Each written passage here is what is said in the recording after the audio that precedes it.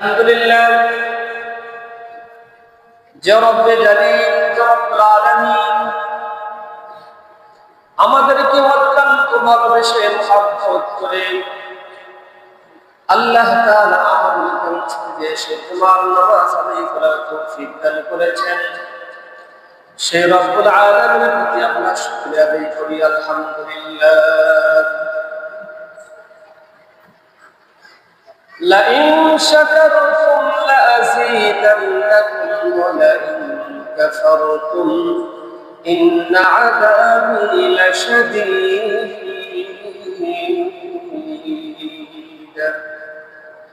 আল্লাহ তাআলা বলেছেন যে আমরা নিয়ামতের শুকরিয়া আদায় করব, আমি আল্লাহ তাআলা তাদের নিয়ামতকে বৃদ্ধি করে দেব। জোরে বলে সুবহানাল্লাহ। আমরা আবার সেই আল্লাহ তাআলার প্রতি আমরা শুকরিয়া আদায় করি আলহামদুলিল্লাহ। যে রাসূলুল্লাহ সাল্লাল্লাহু আলাইহি ওয়াসাল্লাম যার মাধ্যমে আমরা ইসলাম পেয়েছি, যেই নবী আলাইহিস সালাম এই মাসে আগমন করেছেন, যে রাসূলুল্লাহ সাল্লাল্লাহু আলাইহি ওয়াসাল্লামের জীবন বৃত্তান্ত নিয়ে আলোচনা করার তৌফিক দান করেছেন, সেই রাসূলুল্লাহ সাল্লাল্লাহু আলাইহি ওয়াসাল্লামের প্রতি আমরা দরুদ করি সাল্লাল্লাহু আলাইহি ওয়াসাল্লাম। আল্লাহ তাআলা পবিত্র কোরআনে ঘোষণা দিয়েছেন, কুল ইন কুনতুম তুহিব্বুনাল্লাহ ফাত্তাবিউনি ইউহিব্বুকুমুল্লাহু ওয়া ইয়াগফির লাকুম যুনুবাকুম ওয়াল্লাহু গফুরুর রহিম। মহব্বত করতে চাও, ভালোবাসতে চাও, আল্লাহ বলতেছেন তোমরা যদি আমাকে মহব্বত করো, ভালোবাসো, আমার দোস্ত মুহাম্মদুর রাসূলুল্লাহ সাল্লাল্লাহু আলাইহি ওয়াসাল্লামকে মহব্বত করো, ভালোবাসো। আল্লাহ তাআলা বলতেছেন যদি তোমরা আমাকে মহব্বত করতে চাও, ভালোবাসতে চাও, তাহলে আমার নবী মুহাম্মদুর রাসূলুল্লাহ সাল্লাল্লাহু আলাইহি ওয়াসাল্লামকে মহব্বত করো, ভালোবাসো। তাহলে আমাকে মহব্বত করা হবে, ভালোবাসা হবে। কিন্তু আমাদের সমাজে, আমাদের দেশে এক শ্রেণীর মানুষ আছে যারা নবীর সাথে পাগলামি করে। কি করে? নবীর সাথে পাগলামি করে। কিন্তু নবীর সাথে যদি কোনো ব্যক্তি পাগলামি করে, আল্লাহ তাআলা ছাড় দিবেন বলেন তো? কোনো ছাড় হবে না। কি হবে না? কোনো ছাড় হবে না। যদি কোনো ব্যক্তি আল্লাহ তাআলার সাথে পাগলামি করেন, হয়তো আল্লাহ তাআলা মাফ করে দিতে পারেন, শুনে আল্লাহ খুশি হয়ে যান, রাজি হয়ে যান ওই বান্দার উপর। এখন বলতে পারেন হুজুর আল্লাহর সাথে কেমন পাগলামি করবেন? মূসা আলাইহিস সালামের জামাই একদম পাগল ছিল, সেই পাগল রাস্তার পাশে বসে বলতেছেন, আল্লাহ তোমাকে যদি আমি পাইতাম, আমি মহব্বত করতাম, ভালোবাসতাম। কি রাস্তার পাশে বসে বসে বলতেছে কি, আল্লাহ তোমাকে যদি আমি পাইতাম, তোমাকে আমি হাত দিয়ে তুলে খাওয়াইতাম। কি বলতেছে? আল্লাহ তোমাকে যদি পাইতাম, তোমাকে খাওয়াইতাম। আল্লাহ তোমাকে যদি আমি পাইতাম, তোমাকে আমি তেল মালিশ করে দিতাম। কি আল্লাহ তাআলা কি তেল মালিশ করে দেয়? বলেন। কিন্তু পাগলের কথা কি বলতেছে, আল্লাহ তোমাকে আমি যদি পাইতাম, তোমাকে আমি মাথায় তেল দিয়ে দিতাম, মাথায় কি চুল আশ্রয় দিতাম, মাথা টিপে দিতাম, দাড়ি চুলগুলো আশ্রয় দিতাম, তেল মালিশ করে দিতাম। আল্লাহ তোমাকে যদি আমি পাইতাম, তোমাকে আমি দুই হাত দিয়ে তুলে খিলাইতাম। এরকম বলছে। ওই রাস্তা দিয়ে মূসা আলাইহিস সালাম যাচ্ছেন। মূসা আলাইহিস সালাম বলতে, এই পাগল তুই কি বলস? কি এই পাগল কি বলে? আল্লাহ তাআলা কি পাওয়া যায়? আল্লাহকে তেল মালিশ করা যায়? আল্লাহ তাআলা কি খাওয়ানো যায়? পাগলামি কথা বলেছে।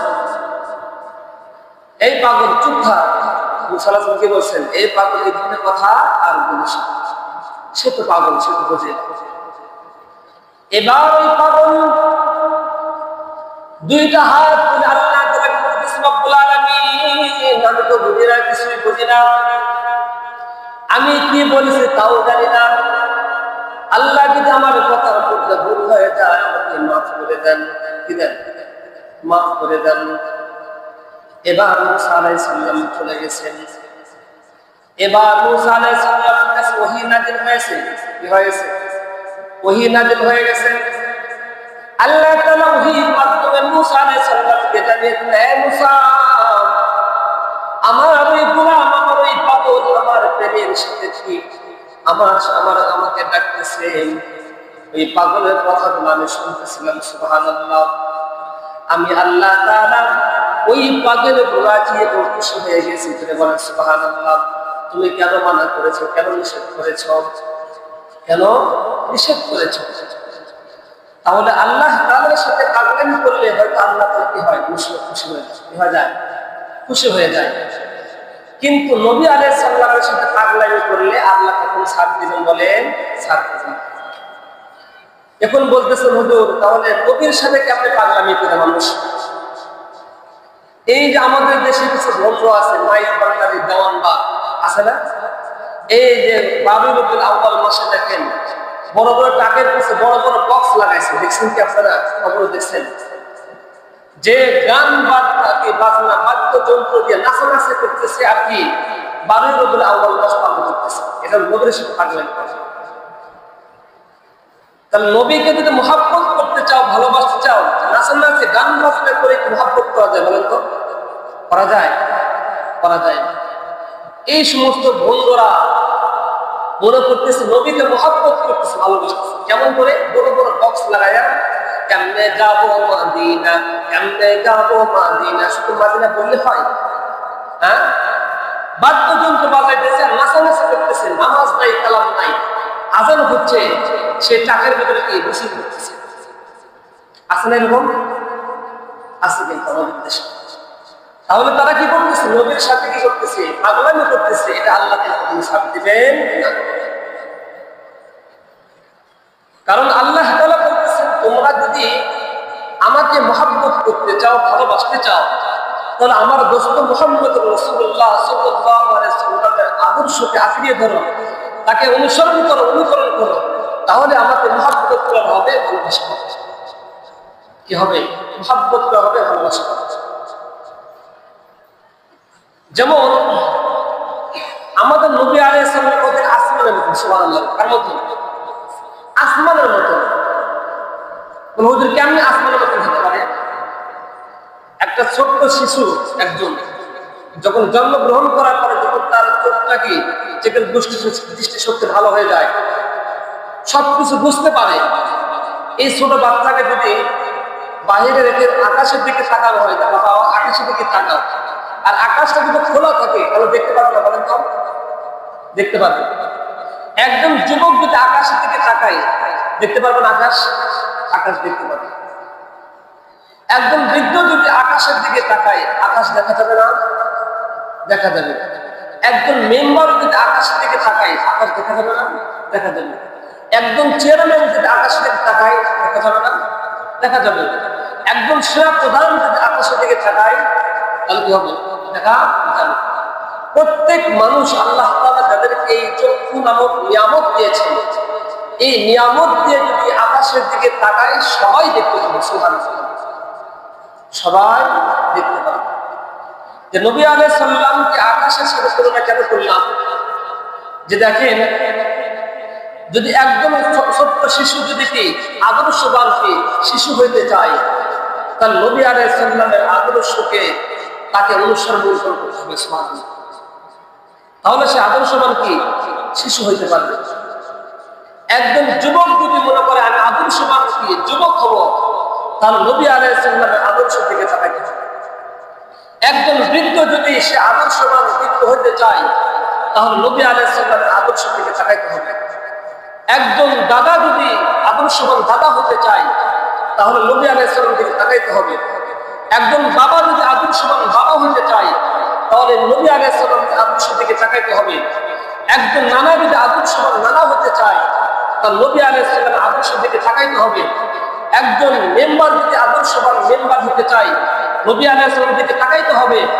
একজন চেয়ারম্যান যদি আদর্শবান চেয়ারম্যান হতে চায়, নবী আলাইহিস সালামের অনুসরণ করতে হবে। একজন এমপি যদি আদর্শবান এমপি হতে চায়, তার নবী আলাইহিস সালামের আদর্শ থেকে তাকাইতে হবে। একজন মন্ত্রী যদি কি আদর্শবান মন্ত্রী হতে চায়, তাহলে আদৌ কি নবী আলাইহিস সালামের আদর্শের দিকে তাকাইতে হবে।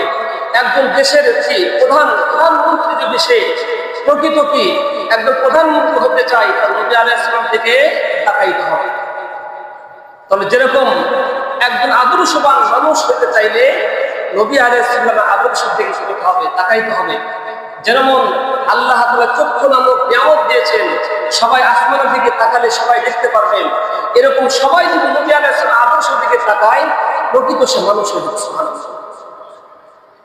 কি হবে? মানুষ হবে। শুধু নাচানাচি করে নবীর প্রেম ভালোবাসা এরকম বলেন কখনো নয়। নবীর সাথে পাগলামি হচ্ছে। কি হচ্ছে? নবীর সাথে পাগলামি হচ্ছে না। আল্লাহ তাআলা এই সকল নবীর সাথে পাগলামিটা কখনো আল্লাহ তাআলা ছাড় দিবেন। দেখেন নবী আলাইহিস সালাম পৃথিবীর জমিনে আগমন করেছেন, মা আমিনা বলতেছেন একবার চাঁদের দিকে তাকাই, আবার নবী আলাইহিস সালামের দিকে তাকাই, আবার সন্তানের দিকে তাকাই, আবার চাঁদের দিকে তাকাই। মা আমিনা বলতেছি জীবনে কত বাচ্চা দেখেছি, ছোট ছোট শিশু দেখেছি, কিন্তু আমার এই সন্তানের মতো শিশু জীবনে কোনোদিন দেখি নাই। বলে বলেন সুবহানাল্লাহ। এত সুন্দর চেহারা ছিল। সুবহানাল্লাহ। যখন এই ছোট ছোট বাচ্চাগুলো যখন রাখতে পারা, অনেক সময় বাহিরে পায় না, অনেক সময় হাত পা দিয়ে খেলাধুলা করতে পারে না। মা আমিনা বলে যে যখন নবী আলাইহিস সালামকে যখন আমি ঘর থেকে বাইরে করলাম, তখন হাত পা নাড়াচাড়া করে খেলতেছে। কি হাত পা নাড়াচাড়া করে? ছোট ছোট বাচ্চা কি করে? হাত পা নাড়াচাড়া কি করে? খেলাধুলা করে। মা আমিনা বলতেছেন আমি দেখি যে মনে হইতেছিল যে এই চন্দ্র মনে হয় কি খোসা মনে নবী আলাইহিস সালামের পড়ে যাবে, এরকম মনে হচ্ছিল।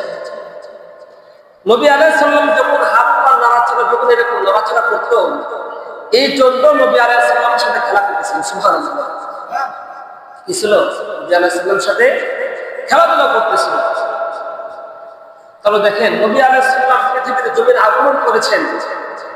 যে মা হালিমাতুস সাদিয়া রাদিয়াল্লাহু তাআলা আনহা বলতেছেন যে আমি মক্কা মদিনাতে অনেক মানুষের বাচ্চা আমি পালন করেছি, অনেক বাচ্চাদেরকে দুধ খাওয়াচ্ছি, অনেক ধনাঢ্য ব্যক্তির বাচ্চা কাচ্চা আমি মানুষ করেছি, কিন্তু এত বাচ্চা কাচ্চা আমি দেখেছি, এত সন্তান আমি দেখেছি, মক্কার অলিতে গলিতে অনেক সন্তান আমি কি তাদের লালিত পালিত করেছি, কিন্তু এই যে ছোট্ট শিশু মুহাম্মদুর রাসূলুল্লাহ সাল্লাল্লাহু আলাইহি ওয়াসাল্লাম এর মতন সুন্দর চেহারা পৃথিবীর মধ্যে কোনো সন্তানকে আমি দেখিনি। সুবহানাল্লাহ।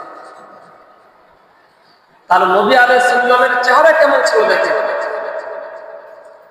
আর আমরা সেই নবীর সাথে জাদুবি করি, সেই নবীর সাথে পাগলামি করে গান বাজনা করে আমরা কি জন্মদিন কি পালন করতেছি, নাচানাচি করে পালন করতেছি, নামাজ নাই কালাম নাই কিছু না। সেই নবীকে আমরা চিনি বলেন? আমরা কি চিনি বলেন? আমরা শুধু নাম শুনেছি, তার আদর্শ জানি। সে একজন কি পৃথিবীর মধ্যে শ্রেষ্ঠ একজন কি ছিলেন? নবী ছিলেন।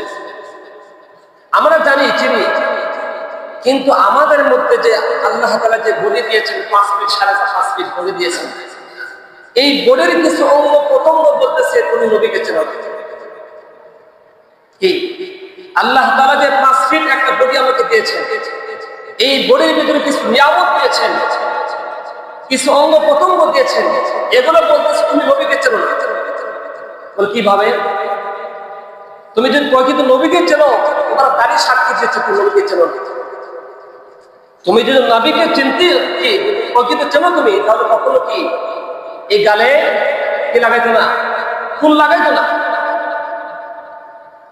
তাহলে আমার কি আমার মুখ সাক্ষী দিচ্ছে তুমি নবীকে চেনো না। আমার পোশাক সাক্ষী দিচ্ছে তুমি নবীকে চেনো না। নবীর পোশাক কে গেছিল বলেন তো? এটা ছিল। আমার মাথার পোশাক সাক্ষী দিচ্ছে তুমি নবীকে চেনো না। আমার প্রত্যেকটা কাজ সাক্ষী দিচ্ছে তুমি নবীকে চেনো না। আমি যখন খাবার খাই তখন এই খাবারগুলো সাক্ষী দিচ্ছে তুমি নবীকে চেনো না। নবীকে এইভাবে খানা খাইছে? নবী খাইছে কিভাবে? সেটা কি আমরা জানি বলেন?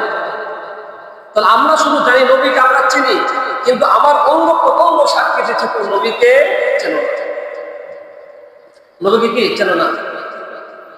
নবী আলাইহিস সালাম বলেন, মান আহাব্বা সুন্নতি ফাকাদ আহাব্বানি ওয়া মান আহাব্বানি কানা মাই ফিল জান্নাহ। যদি আমরা নবীকে না চিনি, নবীর আদর্শ অনুযায়ী না চলতে পারি, জান্নাতে যাওয়া যাবে বলেন? যাওয়া যাবে? জান্নাতে ঘ্রাণ পাওয়া যাবে বলেন? দেখেন আবু বকর সিদ্দিক রাদিয়াল্লাহু তাআলা কেমন মহব্বত করেছেন, ভালোবেসেছেন। সাহাবায়ে কেরাম কেমন মহব্বত করেছেন, ভালোবেসেছেন। আবু বকর সিদ্দিক রাদিয়াল্লাহু তাআলা আনহু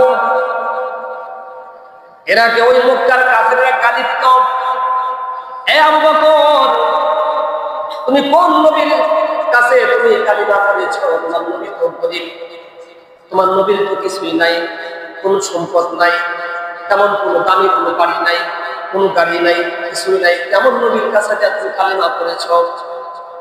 এরকম কি আবু বকর সিদ্দিক রাদিয়াল্লাহু তাআলা আনহুকে গালি দিতেন মক্কার কাফিররা। কি করতেন? গালি দিতেন। কিন্তু আবু বকর সিদ্দিক রাদিয়াল্লাহু তাআলা আনহু এই গালি বলে দেয়, কিন্তু পাল্টা জবাব দেয় না। বলে বলে সুবহানাল্লাহ। আল্লাহর গোলাম হইতে হলে যখন মানুষ গালি দিবে পাল্টা জবাব দিবে। কি দিবে না? পাল্টা জবাব। আমাদের একটা গালি তুমি 10টা চলে দিবে, ঠিক না? ঠিক তাই দিই না? এবার আবু বকর সিদ্দিক রাদিয়াল্লাহু তাআলা বলতেছেন, আবু বকর যখন রাস্তা দিয়ে যাইতেছিলেন, ওই সময় দুইজন ইহুদি বলতেছিল, আবু বকর, এতদিন আবু বকরকে গালি দিয়েছে, পাল্টা জবাব দেয় নাই। এবার বলতেছে, আবু বকর, তুমি কোন নবীর কাছে আল কালিমা করেছো? তোমার নবী গরীব, তোমার নবী হচ্ছে ফকির, ফকিরের গোষ্ঠী, কিছুই তো নাই, তেমন কোন বাড়ি নাই, তেমন কোন গাড়ি নাই, টাকা পয়সা কোন সম্পদ নাই, কিছুই নাই। এরকম ফকিরের কাছে যায় তোমরা ইসলাম গ্রহণ করেছ। যখন আবু বকর সিদ্দিক রাদিয়াল্লাহু তাআলা এই কথা যখন শুনতে পেরেছেন, এতদিন আবু বকরকে গালি দিত, কিন্তু পাল্টা জবাব দেয় নাই, পাল্টা জবাব দেয় নাই। এবার আবু বকর সিদ্দিক রাদিয়াল্লাহু তাআলা ধীরে ধীরে যেন সামনে যায়, ওই দুই ইহুদি, প্রথম যে ইহুদি এমন ভাবে খুশি মেরেছেন, মারার সাথে সাথে সবগুলো দাঁতগুলো পড়ে গেছে। চলে বলেন সুবহানাল্লাহ। তাহলে এতদিন আবু বকরকে গালি দিয়েছে, আবু বকর পাল্টা জবাব দেয়নি। যখন নবী আলাইহিস সালামকে গালি দিয়েছে, আবু বকর আর সহ্য করতে পারে না। সুবহানাল্লাহ। তাহলে চিন্তা করেন, আমরা বলি কি নিজে বাঁচলে বাঁচেন না, এটা বললে হ্যাঁ, নিজে বাঁচলে কি না বাঁচেন না। তাহলে আমরা বাপেকেও কি খাতে দিতেছি নাকি বলেন? আর আবু বকর সিদ্দিক বলতেছে, আমাকে গালি দিয়েছে, পাল্টা জবাব দেয় নাই। যখন নবী আলাইহিস সালামকে গালি দিয়েছে, আবু বকর সহ্য করতে পারে না। সুবহানাল্লাহ। তাহলে প্রেম ভালোবাসা কাকে বলে? নাচানাচি করে, গান বাজনা বাদ্যযন্ত্র করে, বারে রবিউল আউয়াল মাস পালন করলাম, নবীর আশিক হতে পারলাম, সহজ মনে করছেন? এটা ভণ্ডামি ছাড়া কিছু না, এটা ভণ্ডামি ছাড়া আর কিছু না। এবার ওই ইহুদি, এক ইহুদির পিছন থেকে কি পালিয়ে চলে গেছে। ওই ইহুদি দাঁতগুলোকে সবকিছু তুলে নিয়ে যা, চিন্তা করতেছে কার কাছে আমরা বিচার দিচ্ছি। কারণ আমাদের এই দেশের মধ্যে, মক্কার মধ্যে তো সেরকম ন্যায় বিচারক মানুষ পাওয়া খুব কঠিন। আমাদের সমাজে যেরকম, যার কাছে বিচার নিয়ে যাবেন, আপনি 10,000 টাকা দিতে হবে, তারপরে বিচার, নাকি বলেন? হ্যাঁ, হয়তো আপনাদের সমাজে নাই, আমাদের এলাকায় আছে কি, যে যার কাছে চেয়ারম্যানের কাছে যাবেন, চেয়ারম্যান সাহেব বলতেছে ঠিক আছে, টেবিলের নিচে তারা 20,000 টাকা দিতে হবে, তারপরে বিচার হবে, তারপরে বিচার হবে। তাই ইহুদি চিন্তা করতেছে, মক্কার মধ্যে তো সেরকম ন্যায় বিচারক নাই, কার কাছে যাবো? চিন্তা করতে করতে চিন্তা করতেছে, একজন তো আছে, কে? নবী মুহাম্মদুর রাসূলুল্লাহ সাল্লাল্লাহু আলাইহি ওয়াসাল্লাম। ইনি কি চিন্তা করতে করতে নবী আলাইহিস সালাম দেখেন। এবার ওই দাঁতগুলো নিয়ে নবী আলাইহিস সালামের দরবারে গিয়ে বলতেছেন, ইয়া রাসূলুল্লাহ, ইয়া হাবিবাল্লাহ, এই যে আপনার আবু বকর আমাকে এমন ভাবে খুশি মেরেছেন, আমার সবগুলো দাঁত পড়ে গেছে। ইয়া রাসূলুল্লাহ, ইয়া হাবিবাল্লাহ, আমার কোন দোষ ছিল না, আমি রাস্তা দিয়ে যাইতেছিলাম আর আবু বকর এসে আমাকে খুশি মেরেছে। কে? আমার কোনো দোষ নাই, কি নাই? আমার কোন দোষ নাই। দেখেন আমাদের সমাজে কিছু আছে না, কিছু চোর ছিনতাইকারীকে ধরে কেন, তারপরে কি বলে না আমি চুরি করি না, তাই বলে না আমি কিছু করি না, শিকার খায় না, শিকার খায়, শিকার খায় না। তাহলে চোর চুরি করে শিকার খায় না। তো এটা হচ্ছে কি ইহুদি খ্রিস্টানদের জাতি আদর্শ হচ্ছে, তাদের কথাই না যে অপরাধ করে সে শিকার খায় না, কি না শিকার খায়। কি বলতেছে, রাস্তাতে যাইতেছিলাম আমাকে এসে বসে গেছে। এবার নবী আলাইহিস সালাম চিন্তা করতেছে যে ইহুদি এটা কি ওমর মারছে না আবু বকর মারছে? বলতো না ইয়া রাসূলুল্লাহ, ওমর তো আমাকে মারে নাই, আবু বকরই মারছে। তাই বলে ঠিক আছে, আবু বকর টাকা হোক। এবার আবু বকর সিদ্দিক রাদিয়াল্লাহু তাআলাকে ডাকা হয়েছে। তা বলতেছে আবু বকর তুমি কি ইহুদিকে ঘুষি মেরেছ? বলে ইয়া রাসূলুল্লাহ জি মেরেছি। বলে কেন মেরেছ? ওনার কাছ থেকে শুনে, ওই ইহুদির কাছ থেকেই শোনেন আমি কেন ঘুষি মেরেছি। ইহুদি বলতেছেন ইয়া রাসূলুল্লাহ আমার কোনো অপরাধ নাই, আমি যাইতেছিলাম সে আমাকে ঘুষি মেরেছে, মিথ্যা কথা বলতেছে। এখন আবু বকরকে বলতেছে তাহলে তোমার কি সাক্ষী বলো আবু বকর? আবু বকর বলতেছে ইয়া রাসূলুল্লাহ প্রতিদিন আমাকে গালি দেয় কিন্তু আমি পাল্টা জবাব দিই না, প্রত্যেকদিন আমাকে গালি দেয় পাল্টা জবাব দিই না। ইয়া রাসূলুল্লাহ ইয়া হাবিবাল্লাহ আপনাকে গালি দিয়েছেন আমি আবু বকর সহ্য করতে পারি না, সুবহানাল্লাহ আমি আবু বকর সহ্য করতে পারি না, ইয়া রাসূলুল্লাহ আমি ঘুষি মেরেছি। আর ইহুদি বলতেছে ইয়া রাসূলুল্লাহ আমি তো আপনাকে কখনো গালি দিই না, আপনাকে আমি গালি দিই নাই, কি অস্বীকার করতেছে। ইসলামের মধ্যে কোরআনের মধ্যে যখন একজন ন্যায় বিচারক সে যদি কি কোরআন এবং হাদিস মধ্যে বিচার করতে চায় তাহলে আগে কোরআনকে ফলো করতে হবে। কোরআনে আছে কি যে সাক্ষীটা নিশ্চিত হতে হবে, সাক্ষী নিশ্চিত হবে। এখন তো সব মিথ্যা সাক্ষী নাকি বলেন, মিথ্যা সাক্ষী না, টাকাতে ভাড়া করে নেন যে আমার বিরুদ্ধে কিছু সাক্ষী দিতে হবে, আসলে এরকম। আবু বকরকে বলতেছে আবু বকর তোমার কি সাক্ষী, সাক্ষী নিয়ে এসো। বলতেছে ইয়া রাসূলুল্লাহ আমার সাক্ষী তো আমার এর সাথে আরেকজন ইহুদি ছিল, সে তো পালা চলে গেছে, আমার সাক্ষী তো আর কাউকে দেখছি না। আর ইহুদি বলতেছে ইয়া রাসূলুল্লাহ সে যে ঘুষি মেরেছে আমার সাক্ষী আমার দাঁত গুলো, এটাই আমার প্রমাণ, এটাই আমার সাক্ষী। তাহলে ঠিক আছে, তাহলে ঠিক আছে ইনশাআল্লাহ আগামী জুমায় কি জুমার নামাজ পর তোমাদের বিচার কি হবে, বিচার হবে। এবার কি হবে, যখন বিচার শুরু হয়ে গেছে এবার বলতেছে ইহুদি তোমার সাক্ষী নিয়ে আসো, তোমার সাক্ষী কি? বলতেছে ইয়া রাসূলুল্লাহ ইয়া হাবিবাল্লাহ আমার সাক্ষী এই যে আমার দাঁতগুলো, সে যে আমাকে ঘুষি মেরেছে আমার প্রমাণ। আবু বকরকে বলতেছে আবু বকর তোমার সাক্ষী নিয়ে এসো। বলতেছে ইয়া রাসূলুল্লাহ ইয়া হাবিবাল্লাহ সবাই তো কেউ ছিল না, সবাই দুই ইহুদি ছিল, এক ইহুদি পালায় চলে গেছে, আর কেউ নাই।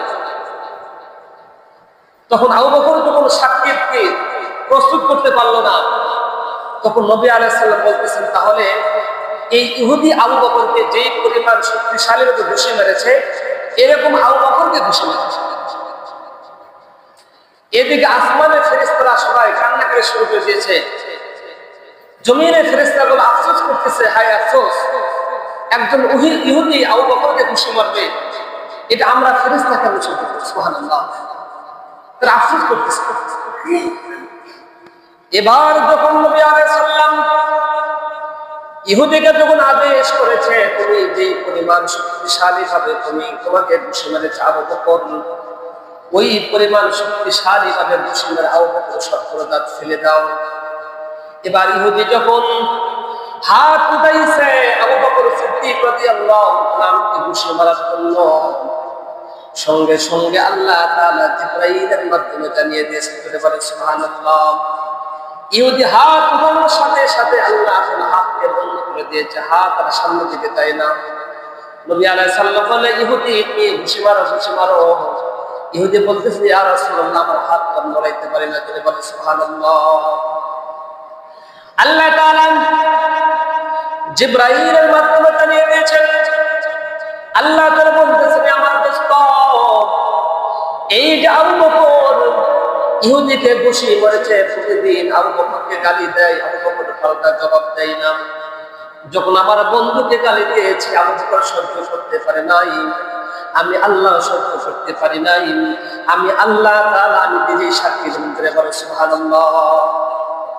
তাহলে দেখেন এখান থেকে জানা যাচ্ছে যে যদি আল্লাহ তাআলার সাথে আমরা যে নবীর সাথে যে পাগলামি করতেছি, এটাকে আল্লাহ সত্য করে বলেন। এই ইহুদি নবীর সাথে পাগলামি করেছিল, আল্লাহ সাথ দেয় নাই। আর আমাদের দেশে কিছু ভণ্ড পীরেরা আছে, নবীর সাথে পাগলামি করতেছে, বাদ্যযন্ত্র নাচানাচি করে জন্মদিন কি পালন করতেছে। নাউজুবিল্লাহ।